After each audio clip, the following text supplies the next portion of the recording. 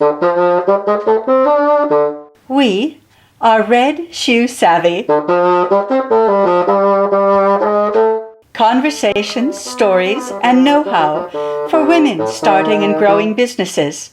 Between us, we've been there and done it. Adapted, adjusted, learned. Now we're sharing what we know with you.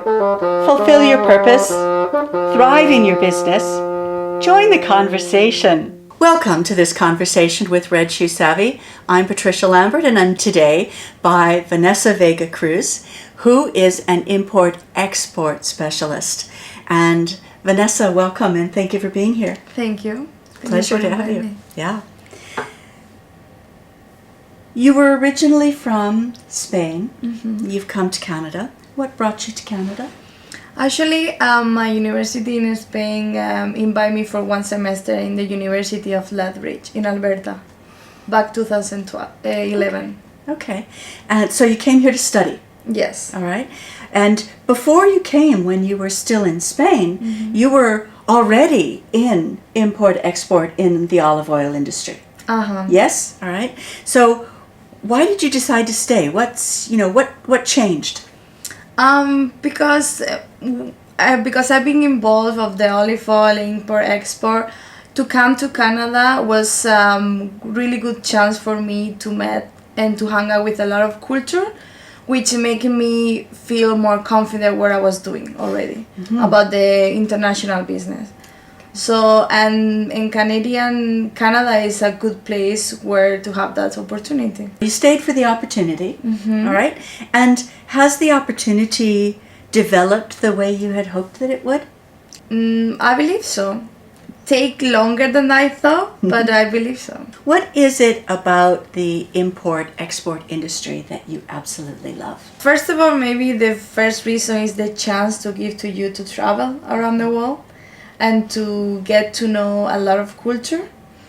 And the second is really important if you are carrying a product that you have the passion for and you really believe, is makes even easier.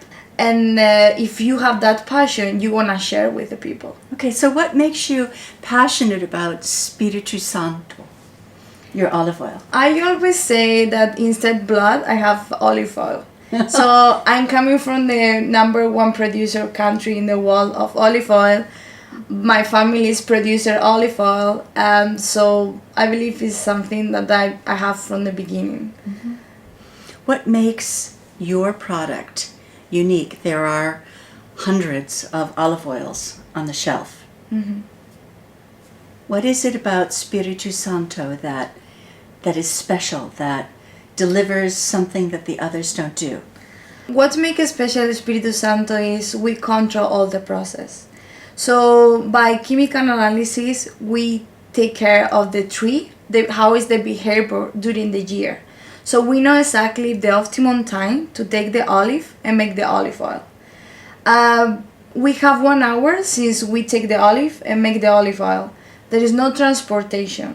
There is everything, olive trees is where the mill is. Mm-hmm. So that make possible for us to get all the aroma and all the flavor. And does that distinguish you from other olive oil producers? Are there others who also have a almost immediate turnaround from olive to olive oil without transportation and those things in the middle? Or does that make your olive oil unique from others? What makes different from others is from the big companies, that will make it special. Mm-hmm. To control the process is really important. Mm-hmm. To make different for those other companies who are doing the same process is a family business. Mm-hmm. So you don't want to mess up in any of the process, right? Got it. So your reputation yeah. and your pride exactly. Is wrapped up in the product that you're delivering at the end of the day. Mm-hmm. Okay. There are a lot of people who are listening to this and watching this today who are thinking of going into the import-export business. What's the first thing you'd like to make sure that they know?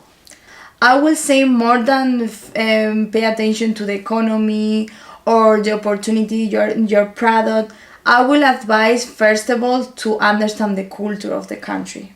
Okay, how does someone who's thinking of importing a product into another country, how do they begin to understand the culture of the country? I think you need to live for a little while. Okay, so living in the country. Living in the country and hang out with the native people, people from the country.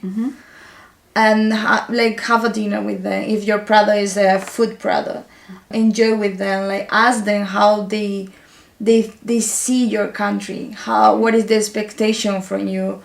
And it seems like while you're doing that, one of the things that you're learning from the people who are originally from that country is a bit about how and why they buy.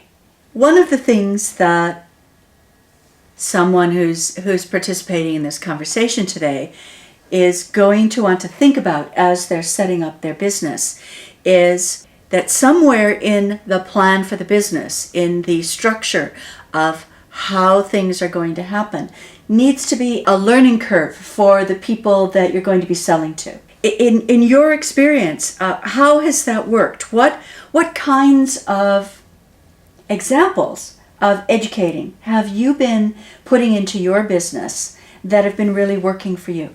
Actually, like when I've been doing that in Europe, like the education, most of the country work the same way.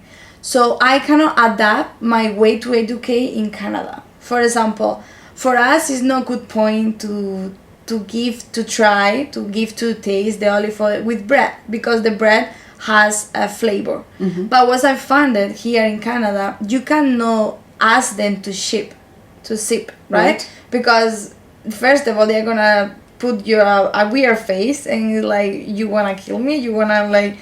Okay. So we expect here in Canada that if we're tasting olive oil, it's going to be tasted with a piece of bread. With bread, yeah, okay. Exactly. All right. So that's one thing that you've learned and that really works. Exactly. You were demonstrating this afternoon in an Italian delicatessen, and you had plenty of bread. The thing that I noticed that you had there as well, which really interested me, was you had a goblet with the olive oil in it for people to not only taste with the bread in it, but you're really smart. You've gone beyond that. You've given people their expectation, which is you have to have bread with it.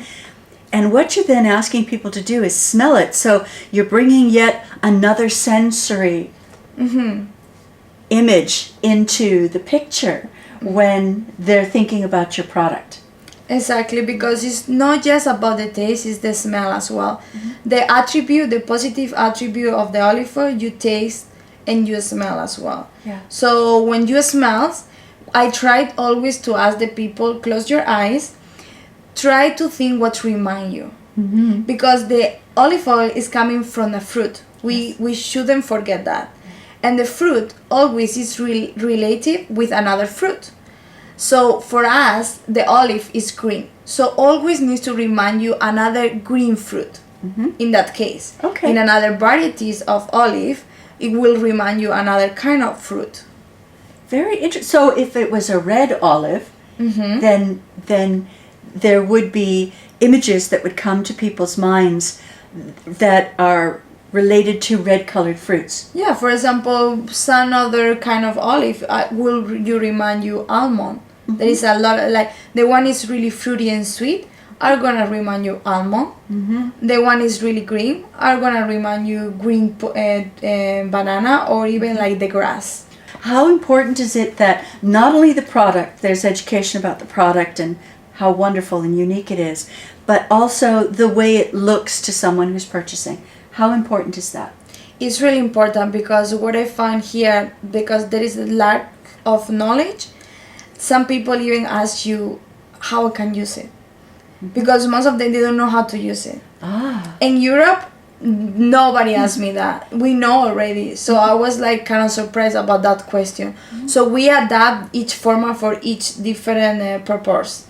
For example, we have the black bottle, which we always recommend to buy because the light from outside, keep the light from outside, which is really important to keep the quality. Does it impact the longevity? Yes. Yes? Okay. And then they have the box, which people use for gift for presents. Sure, because it's easier to wrap a box than it is to bottle. Okay. Exactly. Okay. And the little small one is like people use for a little gift as appreciation. Yes. And they look like a perfume. So yeah, they were beautiful. Beautiful square bottles, short in height. Exactly. Yeah, very interesting. Okay, so it's not only about what's inside, it's about the packaging as well.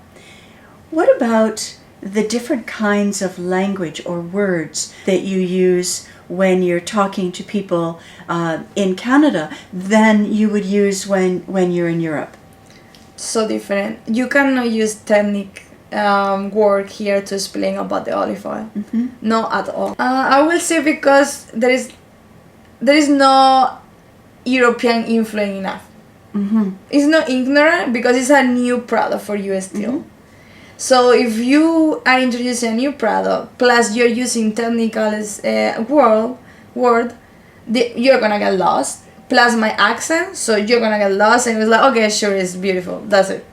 So you need to explain the way that they will understand and they will remember, Right. and then they will explain to somebody else. Okay, so it's not about talking down to someone, it's about ensuring that the content of whatever you're talking about is appropriate for the person who's listening, who may be buying, who may be telling other people about Exactly. it. Because if you used a lot of technical words, a lot of jargon, then the person wouldn't be able to tell somebody else about it adequately.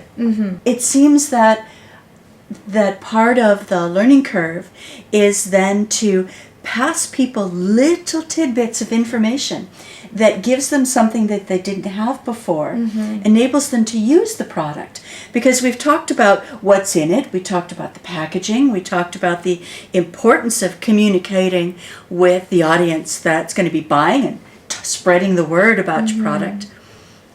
But there's that other piece about how do you use it? Because it might be that people in Europe, where they're so familiar, their lives have been ingested with wonderful olive oils, that there are things they don't need to know. They don't need to know how to cook with it. They don't need to know maybe some recipes or some favorite ways that you serve olive oil.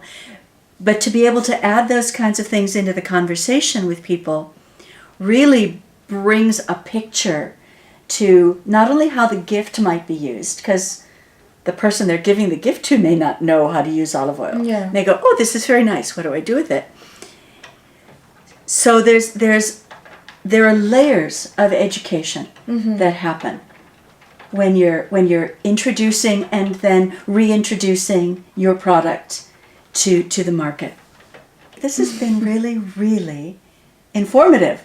And very valuable. And I'm sure that it's been very valuable for everyone who's listening and watching and thinking of engaging in an import-export business. So thank you for being here today. No problem. Thank you for inviting me. You're welcome. And thank you for belonging to this conversation. Red Shoe Savvy believes that when you belong to the conversation, you will belong in business. I'm Patricia Lambert. We look forward to seeing you again. And thanks again for being here. Bye.